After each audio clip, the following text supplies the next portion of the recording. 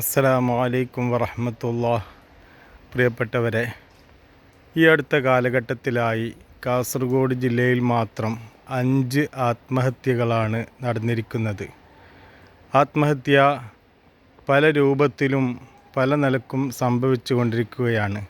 സാമ്പത്തികമായ പിരിമുറുക്കങ്ങൾ വരുമ്പോൾ, ഭർതൃവീട്ടിലെ പീഡനങ്ങൾ വരുമ്പോൾ, അതുപോലെ തന്നെ പഠനത്തിൽ പിന്നോട്ടായതിൻ്റെ പേരിൽ ഇങ്ങനെ പല രൂപത്തിലും പല നിലക്കും ടെൻഷൻ അടിച്ചുകൊണ്ട് നാം ആത്മഹത്യയുടെ വക്കിലെത്തുന്ന ഒരവസ്ഥയാണ് ഉള്ളത്. ആത്മഹത്യ ജീവിതത്തിൽ നിന്നുള്ള ഒളിച്ചോട്ടമാണ്. ആത്മഹത്യ ഒന്നിനും പരിഹാരമല്ല. ആത്മഹത്യ സാമൂഹികമായി വളരെ ദുരന്തമുണ്ടാക്കുന്ന കാര്യമാണ്.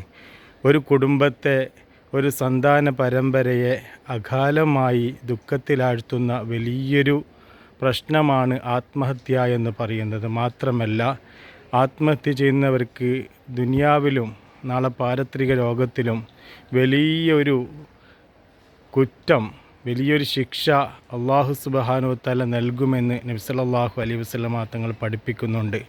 ആത്മഹത്യയെക്കുറിച്ച് നബി സല്ലല്ലാഹു അലൈഹി വസല്ലമ തങ്ങൾ പറയുന്നത്, നാളെ ആഖിറത്തിലെത്തുമ്പോൾ ആത്മഹത്യ ചെയ്തവരെ ശിക്ഷിക്കുന്നത് എങ്ങനെയാണോ അവൻ ആത്മഹത്യ ചെയ്തത് ആ രൂപത്തിലാണ് ശിക്ഷിക്കപ്പെടുക എന്ന് മുത്തുനബി സല്ലല്ലാഹു അലൈഹി വസല്ലമ തങ്ങൾ നമ്മെ പഠിപ്പിക്കുന്നു.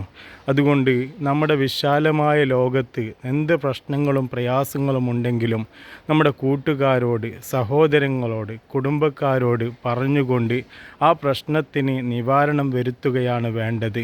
താൽക്കാലികമായി നാം നമ്മുടെ എന്തെങ്കിലും പ്രശ്നങ്ങളുടെ പേരിൽ ആത്മഹത്യ ചെയ്യുന്നത് വലിയൊരു തെറ്റാണ്, പാതകമാണെന്ന് മനസ്സിലാക്കി അതിൽ നിന്നൊക്കെ സമൂഹം വിട്ടു നിൽക്കണമെന്നുണർത്തുന്നു.